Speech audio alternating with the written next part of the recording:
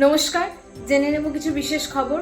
প্রথমে চলে আসছি বলিউড জগতের খবর নিয়ে, যেখানে বলিউডে বড় খবর হিসেবে জানা যাচ্ছে যে 3 ইডিয়টসের সিকুয়েল আসছে। অভিনেতা আমির খান জানিয়েছেন পরিচালক হিসেবে রাজকুমার হিরানি ইতিমধ্যেই কাজ শুরু করে দিয়েছেন এবং গল্পটি আগের চরিত্রদের নিয়েই, তবে 10 বছরের পরের সময়কে কেন্দ্র করে। এর পরের খবরে চলে যাচ্ছি ওড়িশায় এক অদ্ভুত ঘটনা, যেখানে জানা যাচ্ছে যে এক ব্যক্তি তার বোনের কঙ্কাল নিয়ে ব্যাংকে টাকা তুলতে যান এবং ব্যাংকের কর্তৃপক্ষরা তার কাজে বাধা দেয় এবং তারা জানান ডেথ সার্টিফিকেট ছাড়া টাকা তোলা যাবে না।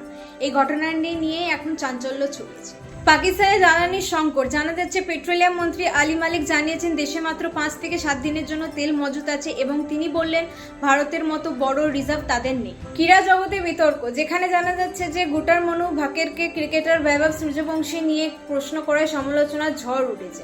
অনেকে বলেছেন একজন অলিম্পিক পদক জয়ীকে এভাবে প্রশ্ন করা ঠিক।